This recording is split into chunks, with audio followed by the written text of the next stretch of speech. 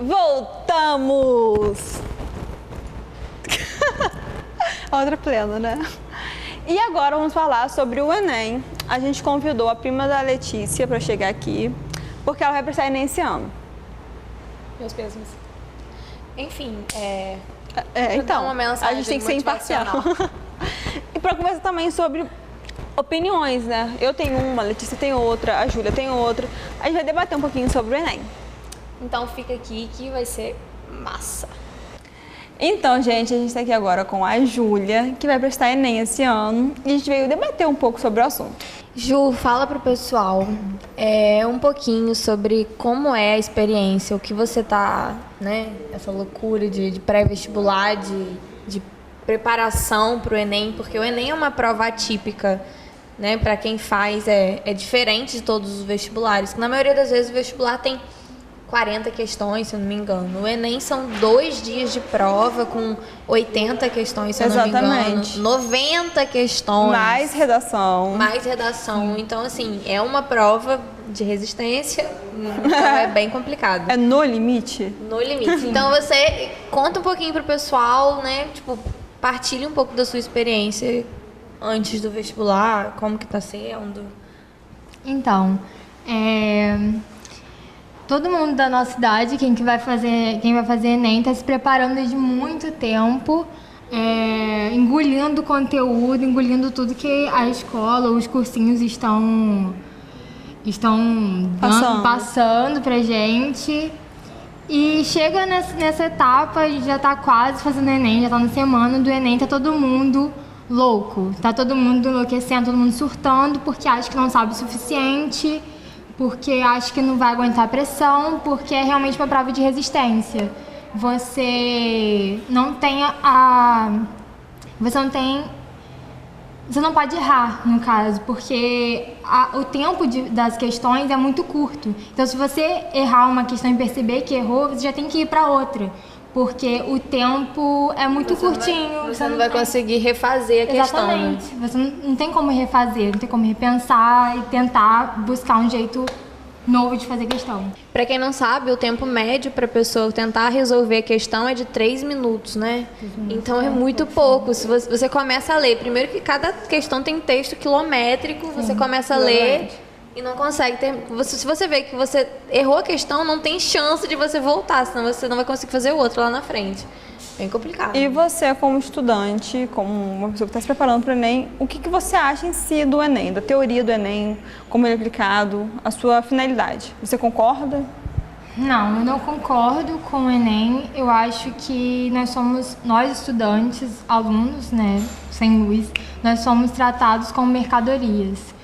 Como eu falei, a gente não tem a chance de voltar, né, de consertar o erro. É como numa linha de montagem. É como uma esteira mesmo, na linha fordista. E você, é como se fosse montagem em escala, né, que você querendo dizer? Sim. Aquela linha de montagem de Ford. Sim, e tá pouco se lixando pro nosso conhecimento. Eu também acho isso, que a comparação que você fez é bem válida, porque é como se fosse uma linha de montagem onde você não precisa... Onde é mecânico, tudo aquilo é mecânico, movimento mecânico. Não estimula o conhecimento, estimula o pensamento, você simplesmente está ali. É uma reprodução que você tem que saber. Primeiro que a gente condensa em 2 provas de 90 questões conhecimento que foi adquirido ao longo de 3 anos de estudo. E assim, fora que é a fórmula que você tem que saber, você tem que decorar a fórmula, você tem que decorar várias informações específicas e, enfim, é muito louco. Eu ainda acho assim que o Enem é mais uma forma falida do governo tentar mascarar a educação do Brasil. Sim. Porque, infelizmente, a gente vem por vários e vários governos populistas que isso acontece o quê? Tira-se de um lado, repõe do outro e apenas dá de graça ali. O que acontece? É muito injusto, na minha opinião, um aluno que teve um ensino X ser comparado ao aluno que teve ensino menos 3x. Sim, a meritocracia. Não funciona. Exatamente, não existe. E, entre aspas, né, o conhecimento adquirido, porque se você teve que decorar, então você não aprendeu. né? Então, você precisa provar, se tem uma prova onde você precisa decorar a fórmula, precisa decorar tudo que está ali um dia antes, você não aprendeu nada. No fundo, talvez o grande problema seja o sistema. Sim, o que você está falando, do aluno desleixado, é uma consequência do que já vem acontecendo, né? A criança, eu falo isso porque eu tenho 2 irmãos menores. A criança, ela é condicionada a ficar lá, alinhada e disciplinada. Então, ela perde a própria autonomia. E que é a riqueza da criança, a riqueza do ser humano, ela ter autonomia para fazer as coisas. Então, ela precisa de um ser, do professor. O tempo inteiro dizendo que ela tem que fazer, como ela tem que se comportar. Meu irmão, ele já foi muito julgado por ser uma criança que não consegue ficar parada, que o professor não consegue dar conta. Mas é uma criança, entendeu? A criança não tem que ficar sentada, quieta, sem fazer nada, só olhando para um quadro, entendeu? Eles disciplinam, eles condicionam a mente da pessoa até ela chegar em um patamar que não quero mais isso, já cansei, já não gosto mais de aprender, mas no caso você não está aprendendo nada desde pequeno. Você está reproduzindo um conteúdo para sempre. E isso aliena as pessoas. A gente começa a formar massas alienáveis muito mais facilmente. Sim. No Brasil nós temos 8% de analfabetos funcionais. De pessoas que sabem ler e escrever, mas não fazem. Não exercem isso. Eu acho que tudo tem os 2 lados da moeda. Até isso mesmo que você falou, de como as crianças têm que ser educadas, tem os 2 lados da moeda. Porque eu mesma concordo em parte, mas em outras coisas eu penso um pouquinho diferente. Só que talvez seja isso que está faltando um pouco. Às vezes o sistema implanta uma coisa só de uma forma e não escuta as 2 partes. Eu acho que tem como juntar. Sim, ele condiciona tanto o professor quanto o aluno, que o professor, às vezes, a própria escola, né, não dá autonomia nem para o professor, imagina para o aluno. Crianças, eu vou falar de novo, né, dos meus irmãos, são os maiores exemplos, que José, com 5 anos, ele já estava fazendo simulado. Para que uma criança fazer simulado? Se um simulado é um exercício para o vestibular. Eu falei, mãe... Eu acho que é uma forma muito superficial do colégio medir o quanto aquele aluno conseguiu aprender, principalmente por ser uma criança, não está na fase disso. Ele cansava da escola. E eu vi isso, né, crescendo, esse desinteresse, porque no começo estimulava a criatividade da criança. Então, eles desenhavam, eles mexiam com massinha, recortavam. Depois começou dever de casa, escrever. Dever de casa, só responder e tudo mais. E aquela coisa condicionada. Vira mecânico. Não gostava mais. Tipo assim. Então, eu acho que isso é um processo que chega no fim, né? No fim, que é o vestibular, é consequência de toda uma vida sendo condicionada num modo de ensino muito disciplinador, mas ao mesmo tempo alienador. Então, que tira o brilho do aluno de querer aprender, de querer pesquisar, de se interessar por outros assuntos, de querer entender, ser uma pessoa curiosa. Eu acho que é importante a gente citar que a gente não está generalizando tudo, a gente não está tirando a culpa de alguns alunos, botando o professor, nem o professor colocando os alunos. Mas eu acho que é todo o fato realmente de um sistema, de como a educação é tratada no Brasil.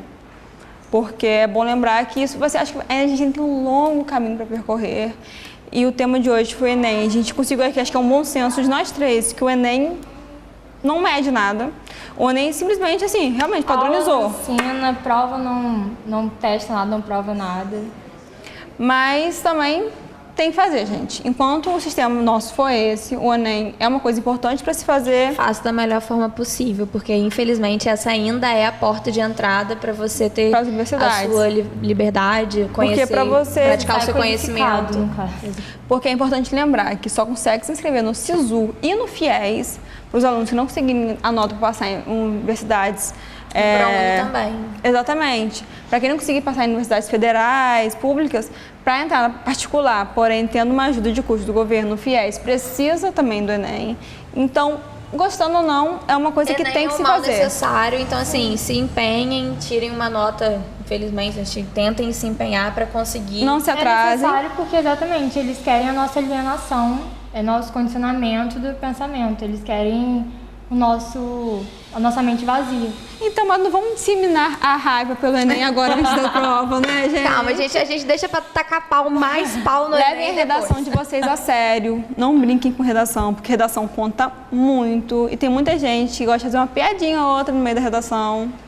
Sim, e Algum palpite sobre o tema da redação desse ano? eu gostaria muito que fosse obesidade. Eu ia falar Obesidade? bastante. E você acha que?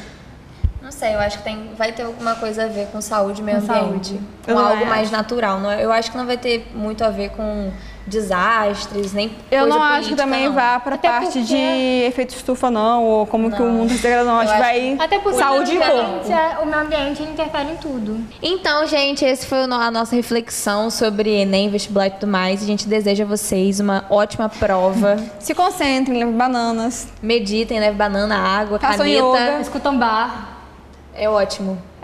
Beethoven também é ótimo. Pra dar uma músicas minimalistas. equilibrada. Ou escutem coisas que nos deixem vocês chakras. pra cima também, né? Alegres, saltitantes, pulantes. Não liberem adrenalina. Vai ser Ai, complicado. Eu acho Mas legal. também não durmo. Sai correndo da prova. Entendeu? E, gente, vão com calma. Não se atrasem. Lembrem da caneta. Adrenalina do Caneta. Ainda fui na da igreja. Ju, boa sorte pra sua prova. Obrigada. E a gente torce pra que semana que vem você não seja uma das zoadas aqui. Não vai ser. Semana que vem a gente vai ter um debate bacanérrimo. Um beijo. A gente vai voltar lá pro nosso estúdio. Obrigadão. Gente, coisa linda, né? Eu vi falando no Instagram que ela me odiou. Então, gente, esse foi o nosso assunto sobre o Enem. E semana que vem vamos ter mais, né?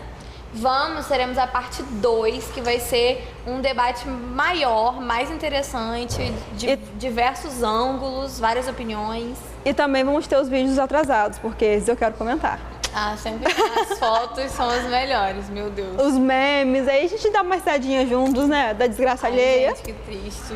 Que triste, já fala rindo. Duvido que não vai dar risada. Ah, mas eu me sinto mal. É, tudo bem, né? Rir, mas sentir mal, aí você tá perdoado. Você vai entrar no céu. Não, vou ficar na porta. O São Pedro vai me deixar passar, vai me deixar bater na porta assim, ó, implorar. Falar, você riu, se sentiu mal, só ficar aqui na porta, vai entrar. Credo, gente. Ah, não. Vamos. Vamos. A gente vai ali rapidinho fazer nossas coisinhas, enquanto vocês também aproveitam esse tempo livre. E já a gente volta. E a gente volta.